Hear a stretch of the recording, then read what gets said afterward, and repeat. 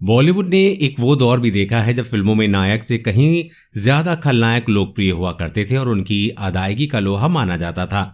चाहे अजीत हो या फिर प्राण या फिर चाहे फिल्म शोले के गब्बर सिंह हो, इन लोगों की डायलॉग डिलीवरी को उस दौरान की पीढ़ी आज तक याद रखती है। खलनायिकाओं के किरदार में बिंदु ने भी अपनी अलग पहचान बनाई। सिल्वर स्क्रीन पर बिंदु भले ही एक क्रूर महिला का किरदार अदा करती थी, लेकिन असल जिंदगी में उनकी जैसी अदाकारा चिराग लेकर भी ढूंढने से नहीं मिलेगी।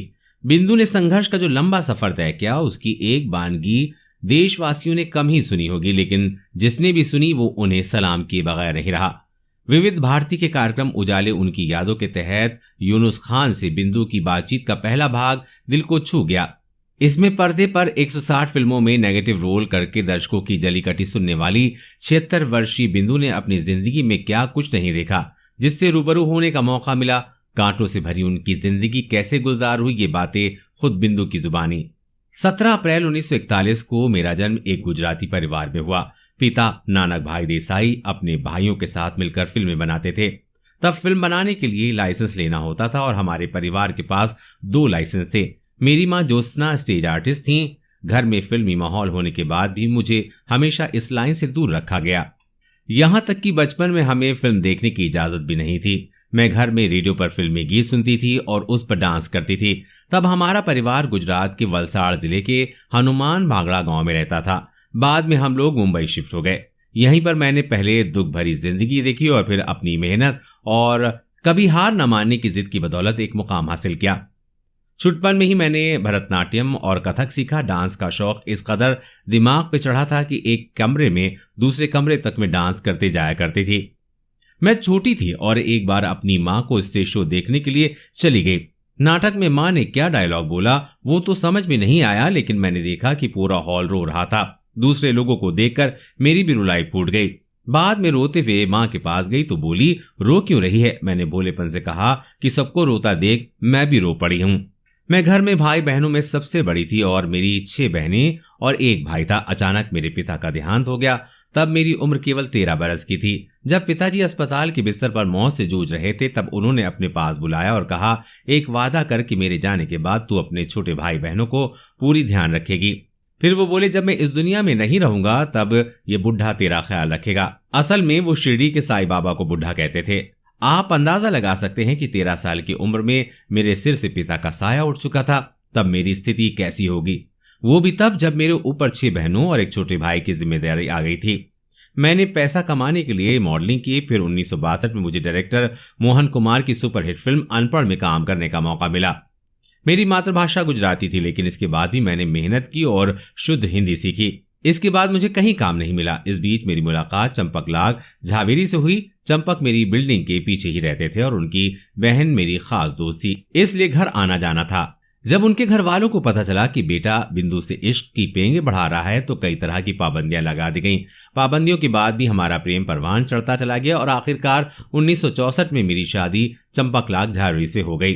3 दिन तक हमारी शादी का जश्न चला, लेकिन उसके बाद उनके घर वालों ने आंखें फेर ली और पतिदेव को पुश्तैनी बिजनेस से भी बेदखल कर दिया गया।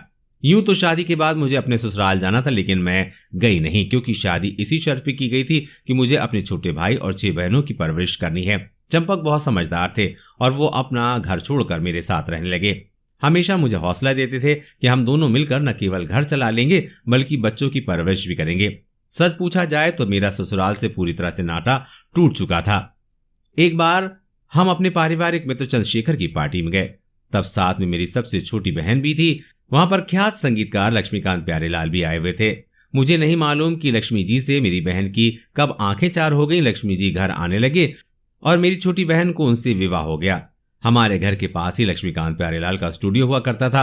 एक रात बहुत देर हो गई, वो नहीं आए। तब मैं अपनी बहन के साथ उस स्टूडियो पहुंची। वो एक फिल्म में म्यूजिक में व्यस्त थे। वहां पर राज खोसला जी थे। उन्होंने लक्ष्मी जी से पूछा, ये कौन है? उन्होंने बताया कि बिंदु मेरी साली है। राज खोसला ने पूछा, फिल्मों में काम करोगी? मैंने हाँ कह दिया। वो बोले, मैं एक फिल्म बनाने वाला हूँ, 2 रास्ते, उसमें नेगेटिव रोल है। मैंने हाँ कह दिया। 15 दिन के बाद वो फिल्म मेरा साया की शूटिंग पर थे और संदेश आया कि आ जाओ, तुम्हारा स्क्रीन टेस्ट लेना है। मैं वहां पहुंची और मुझे एक डायलॉग दिया गया। मैंने खूब तैयारी की और डायलॉग एक ही शॉट में कहा। कट के साथ वो सिंगल टेक का शॉट खत्म हुआ और मेरे काम के लिए तालियां बजी। इस तरह मुझे फिल्म दो रास्ते में एंट्री मिल गई। उस स्टूडियो में गीतों की जब रिकॉर्डिंग होती थी तो मैं वहां होती थी। दो रास्ते का संगीत लक्ष्मीकांत यानी कि मेरे जीजाजी और प्यारेलाल जी ने दिया, जबकि गीत आनंद बख्शी के थे। जब बिंदिया चमकेगी, चूड़ी खनकेगी, तेरी नींदें उड़े तो उड़ जाएं, कजरा बहकेगा का रिहर्सल चलता था तो आनंद बख्शी मुझे चिढ़ाते कि ये गाना भले ही मुमताज के लिए बना है लेकिन देखना इसमें बिंदु चमकेगी। और हुआ वही। हाँ, शुरू के 2 हफ्ते फिल्म दो रास्ते की प्रक्रिया ठीक नहीं रही, लेकिन बाद में तो वो फिल्म सुपरहिट साबित हो गई। फिल्म के बाद ही मुझे एक बार शक्ति सामंत ने बुलाया, कहा कि मैं फिल्म कटी पतंग बना रहा हूँ, उसमें एक कैबरे के लिए तुमको रोल देना चाहता हूँ। मैंने कभी कैबरे डांस नहीं किया था। फिर मैंने अपने आप से कहा कि बिंदु, तेरे लिए कुछ भी असंभव नहीं है, तुझे तो रोल करना है।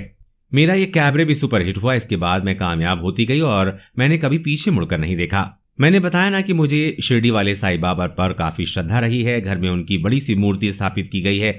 हर गुरुवार को विशेष पूजा होती है। मेरी कामयाबी मेरे पति चंपक का बहुत बड़ा हाथ रहा है। भले ही मैं ज्यादा नहीं पढ़ पाई, लेकिन मैंने अपने सभी बहनों को खूब पढ़ाया। उनमें से एक डॉक्टर बनी तो एक लॉयर। सब बहनें और भाई सेट हैं। मैं अपने पति का ये एहसान कभी नहीं भूल सकती कि उन्होंने मेरे पीछे अपना परिवार छोड़ा और मेरे घर पर रहकर न केवल मुझे प्रोत्साहित किया बल्कि मेरे बहनों और भाई को भी संभाला। आज मैं जो कुछ भी हूं वो मेरे पति चंपकलाल झावेरी की वजह से हूं। दोस्तों, बिंदु को कई फिल्मफेयर अवार्ड मिले बेस्ट सपोर्टिंग एक्ट्रेस के लिए। इत्तेफाक, दो रास्ते, दास्तान, अभिमान, हवस, इम्तिहान, अर्जुन पंडित, इन सब के लिए उनको अवार्ड मिला। और उनकी चर्चित मूवीज में हैं अनपढ़ औरत, आया सावन झूम के, इत्तेफाक, कटी पतंग, अमर प्रेम, मेरे जीवन साथी, धर्मा, जंजीर, हवस, इम्तिहान, अर्जुन पंडित, 10 नंबरी, नहले पे दहला, देश परदेश, खानदान, शान, लावारिस। इसके अलावा बहुत सारी मूवीज ऐसी हैं जो बिंदु ने करी और उनको अमर कर दिया। जी हाँ दोस्तों, बिंदु की ये कहानी आपको कैसी लगी? अगर आपको अच्छी लगी हो तो कमेंट बॉक्स में जरूर अपने बारे में बताएं कि आपको ये कैसा लगा। हाँ, और चैनल को सब्सक्राइब करें, अपने दोस्तों के साथ शेयर करना ना भूलें।